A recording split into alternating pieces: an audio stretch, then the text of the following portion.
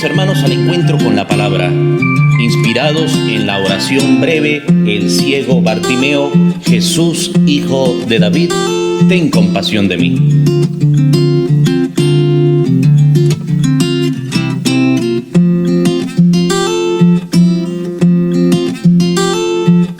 Y con ustedes el Padre Marcos Linares.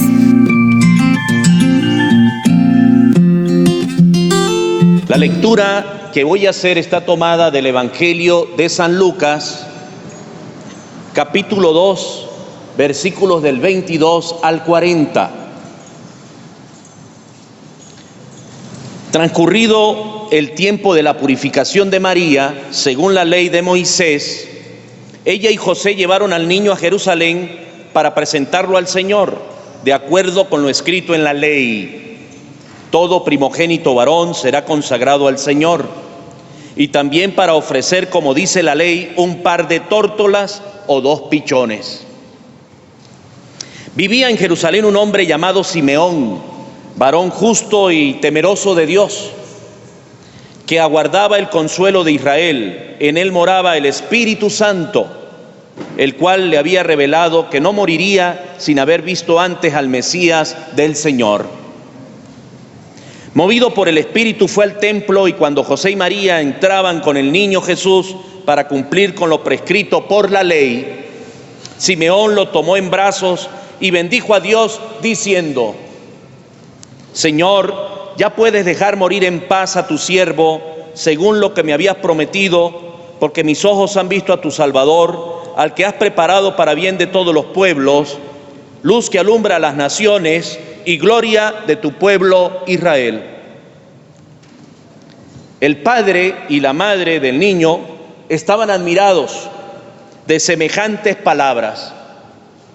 Simeón los bendijo, y a María, la madre de Jesús, le anunció: este niño ha sido puesto para ruina y resurgimiento de muchos en Israel, como signo que provocará contradicción, para que queden al descubierto los pensamientos de todos los corazones. Y a ti una espada te atravesará el alma. Había también una profetisa, Ana, hija de Fanuel, de la tribu de Aser. Era una mujer muy anciana. De joven había vivido 7 años casada y tenía ya 84 años de edad. No se apartaba del templo ni de día ni de noche, sirviendo a Dios con ayunos y oraciones. Ana se acercó en aquel momento dando gracias a Dios y hablando del niño a todos los que aguardaban la liberación de Israel. Y cuando cumplieron todo lo que prescribía la ley del Señor, se volvieron a Galilea, a su ciudad de Nazaret. El niño iba creciendo y fortaleciéndose, se llenaba de sabiduría, y la gracia de Dios estaba con él. Hermanos, es palabra del Señor. Gloria a ti, Señor Jesús.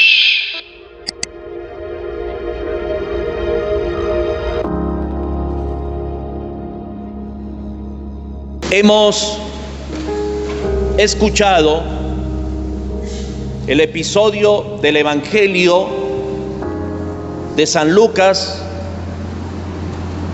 específicamente en el capítulo 2, versículos del 22 al 40.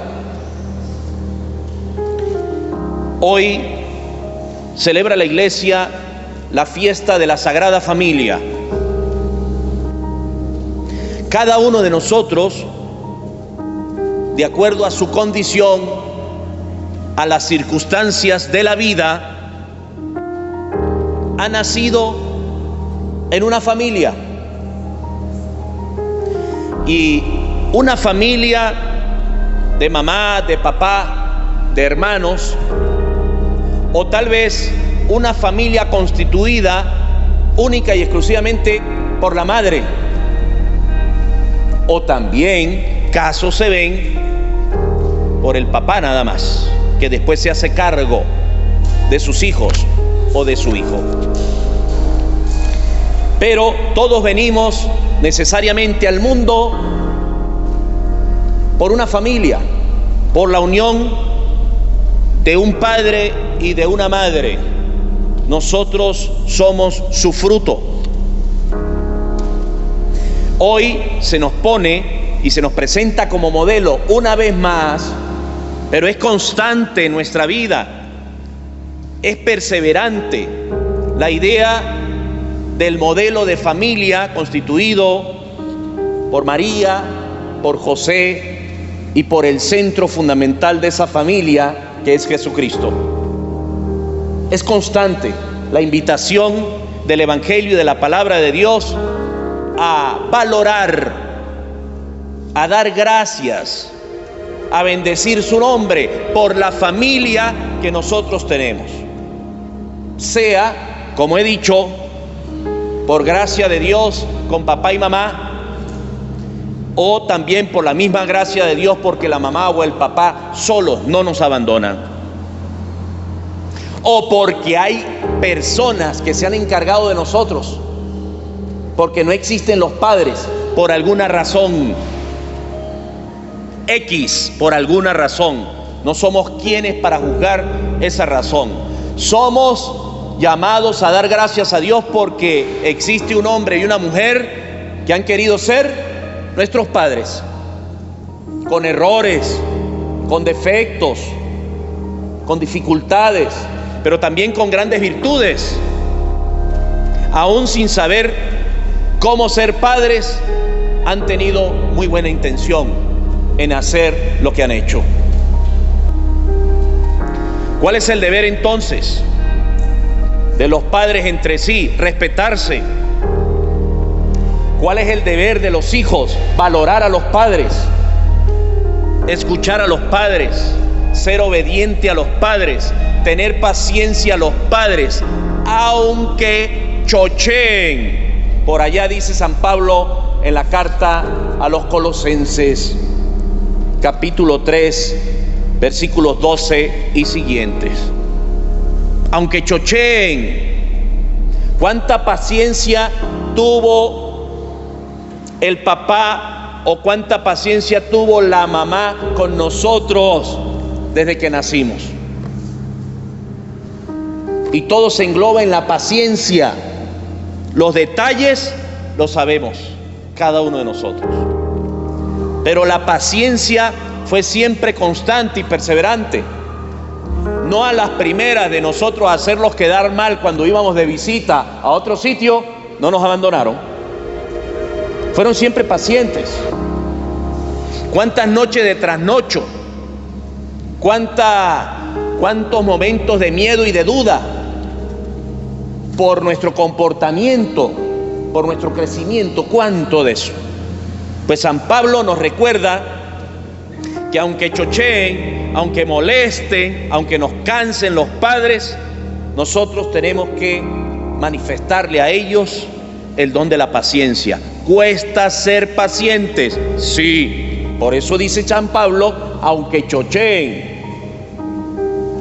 ¿O es que en la Sagrada Familia no existió el don de la paciencia? Claro que sí.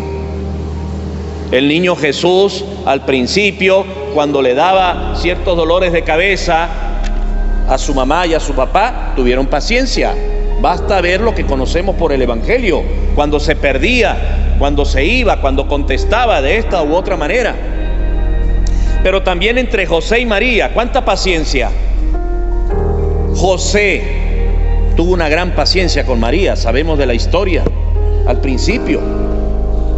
Pero también María con José, cuánto trabajo de José, cuánto silencio de José, sin manifestar lo que sentía muchas veces, y que María tal vez tenía que adivinar qué le pasa a José hoy.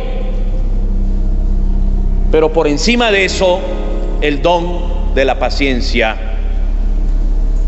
Hoy está entre nosotros el niño Jesús. Y no solamente el niño Jesús en este tiempo de Navidad. Nos presenta el Evangelio personas importantes como María y como José. Nuestra vida cristiana tiene modelos tiene espejos en los cuales nosotros podemos mirarnos. Jesucristo es el centro y debe ser siempre Jesucristo, pero hay dones y virtudes, cualidades en María, en José y algo más. En este capítulo 2 del Evangelio de Lucas, versículo 22 y siguientes, hay también dos personas modelos allí. Uno es Simeón, un anciano que iba al templo. Ahí no dice que fue con su familia, él fue solo al templo. ¿Cuántos de nosotros hoy vamos solos al templo sin la familia? ¿Cuántas mujeres piden por la conversión de su esposo para que se acerque a Dios, para que vaya a la iglesia? Muchas.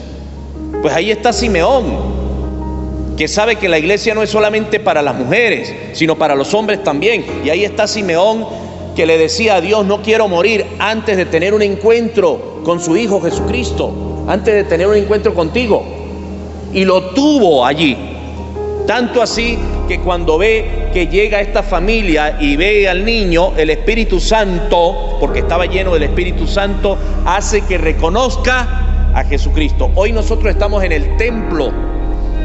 Vamos a reconocer a Jesucristo en su palabra, en su cuerpo, en su sangre, en la persona que sufre, en la persona que nos necesita. Vamos a reconocer a Cristo en su palabra, repito, en las Sagradas Escrituras, en la Biblia. Hay que leer la Biblia para encontrarnos con Cristo y ya estar preparados y no dejar pasar el momento. Simeón no dejó pasar el momento, estuvo atento, incluso tanto así que después dijo: Señor, ya puedes dejar morir en paz a tu siervo, según lo que me habías prometido, porque mis ojos han visto a tu Salvador.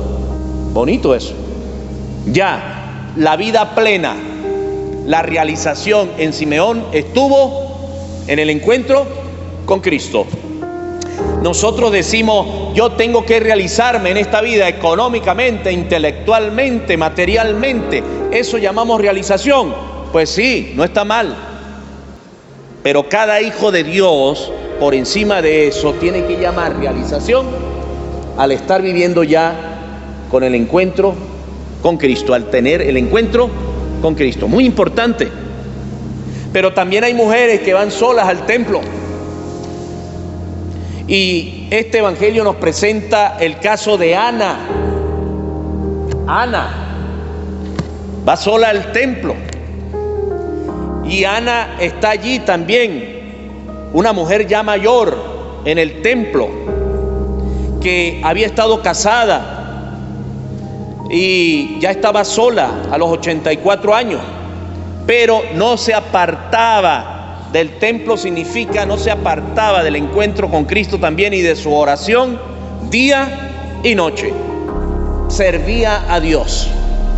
Su realización y su vida estaba en servir siempre a Dios.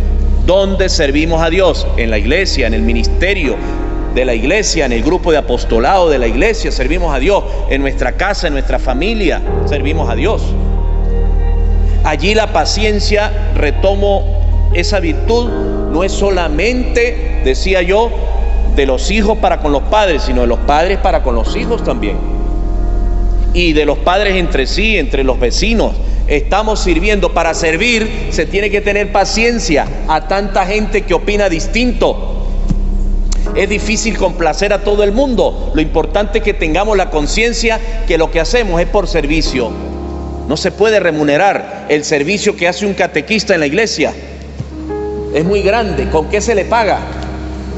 El servicio que hace una persona allí en un grupo de apostolado, en la Legión de María, en el Santísimo Sacramento, en la renovación, es difícil remunerar eso.